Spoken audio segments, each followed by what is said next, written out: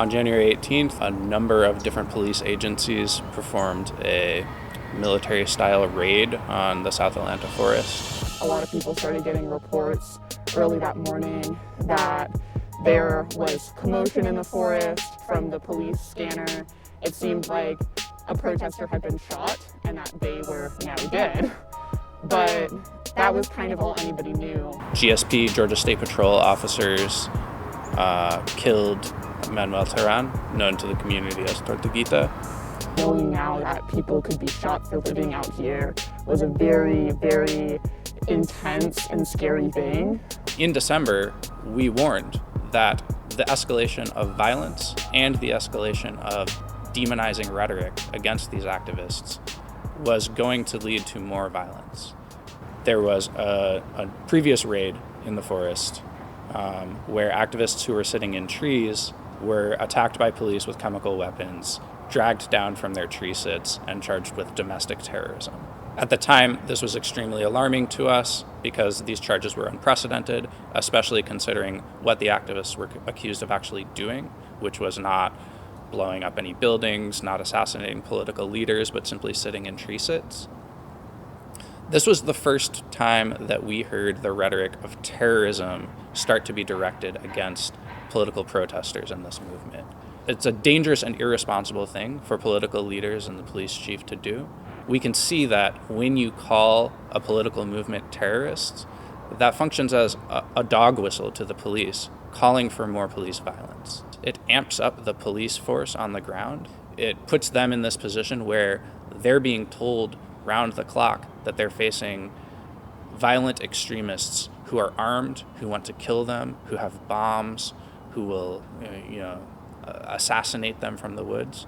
It's unfortunately not a surprise that officers who are coming into the forest with this type of mentality would end up shooting and killing an activist.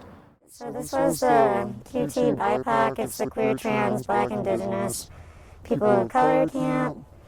I mean, it kind of speaks for itself at this point. They came and trashed all the tarps or slashed them. This is Tortuguita's coat. They didn't take all this stuff. It was flagged. There's various different tents they trashed. This is Tortuguita's sleeping spot. Kind of confused that they left this. This is a hammock of theirs that they may have been laying in and trying to figure out what to do with it. But you can see they slashed it.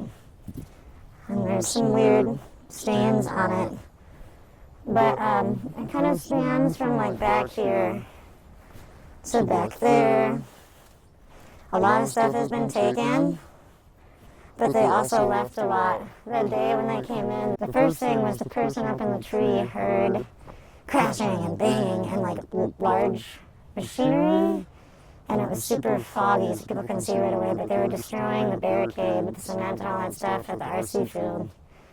And the cops were coming through the woods from, it sounds like they're fanned out a couple of different ways. There's some trails, there's an obvious UTV trail over here, but they came in a bunch of different directions. And the last message we got from Tort was, "Raid, please help." And then as soon as people were texting, "What do you need?" we heard one gunshot and then a bunch of gunshots.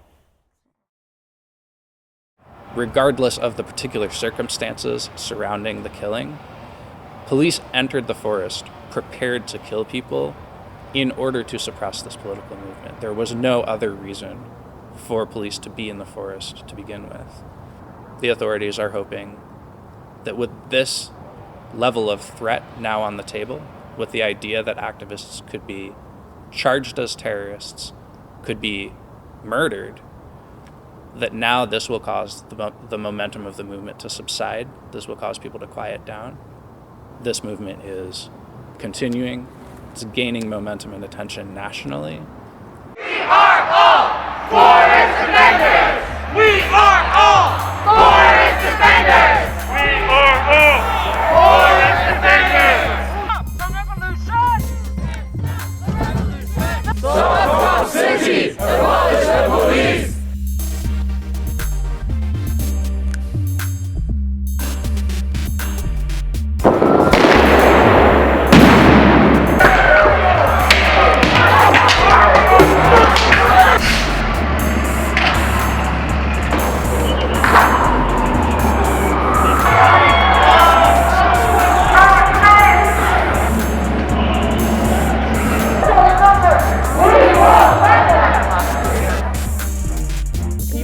were in the street in 2020 learned a lot while they were there. A whole generation learned how to throw down in the street, and they don't think we're going to forget about that. That's why they're building Cobb City. But, you know, they also have to contend with the fact that we didn't forget about that, and that a lot of people have spent a couple years trying to prepare for the moment when they will need to do it again. That's why they want to build Cobb City, is because they are trying to get prepared for the next conflict where they're going to have to beat people in the street again. Not that they don't already do that, but they're getting prepared for that on a bigger scale, and I think people in these communities are also getting prepared for having to fight the police on a bigger scale. There's this mutual escalation in tactics, and all of it has been mediated by the police. They could call off the project and everyone would go home. That's their decision. We told them the terms, they just won't accept them. Like, is it really worth that much to them to have that facility that they would put civilian bodies in danger? They kind of made that choice and they're sticking to it. So, I don't know, as much as I don't want to think about that possibility, it's like, I think it's naive to say that people haven't learned over the years. Nobody wants their friends to get domestic terrorism charges, but like, people feel so strongly that they're willing to risk that.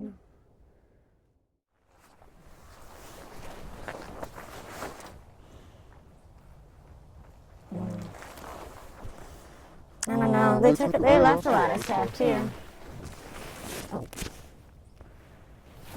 But was just telling friends, I gotta go over here, feel a little mixed up about the situation because there's a lot of hard-fought unity right now between a lot of different groups coming together because of Tortuguita's murder by police, and that's something that they would have loved, is all these people coming together. They're a Venezuelan immigrant. They always said they'll never take me alive. I think that's important. People should know that. And they loved people. They wanted peace. They wanted all these things. They also felt a very fervent need to protect themselves and other people they care about. They cared deeply about their QT BIPOC community. They made sure this camp happened, like this little space for people that identify that way. And they also just were a people person that they wanted to see a lot of people come here. And like one thing that I think is important is a lot of people respect them and love them because we remember them as like a kooky, messy person too, and that makes them just as beautiful because they were fucking real. They weren't a saint, they weren't this angel, they were a real person that actually cared about people and they were willing to have conflict or willing to go there, because if you actually want to make real change in this world, a lot of the vanguards on this earth aren't really appreciated till after they're dead. It's really easy to appreciate people when they're dead and not when they're here, stirring the pot, starting stuff. But like, you're not going to change anything if you don't stir the pot and start stuff, and they're really fucking good at doing that. And they were not a Gandhian nonviolent person. They were a person that was about protecting their community and protecting themselves. With the same token, they valued a place where everyone could just live and be at peace. But that's a hard-fought fucking thing that isn't going to just be given to us or given to anyone. When like the elites, like white ruling class of like corporate fuckheads and cops that protect private property, like don't want that for the rest of us, and they knew that, and they would talk about that. They were a wobbly, or they started out, I don't know if they started out, but they were a wobbly for a long time. They like talked a lot about class, they talked a lot about organizing, they talked a lot about what we had to do to get to the next step. They were a fucking medic, they were extremely involved medic, and they believed in like going to like different trans gatherings and protecting those gatherings. Like they were just like very oriented that way, and they were very fierce. Whether people like are afraid that cops are going to come and use deadly force, so this will justify using deadly force, they already came in and used deadly force. It's not anything that we can say or do that's going to undo what happened. That's already happened. And it's awesome that we're coming together. We should keep coming together, and I think they'd want that. They always talked about that, so let's stick with the facts. Let's stick with the facts that our friend has been murdered. They're not incarcerated.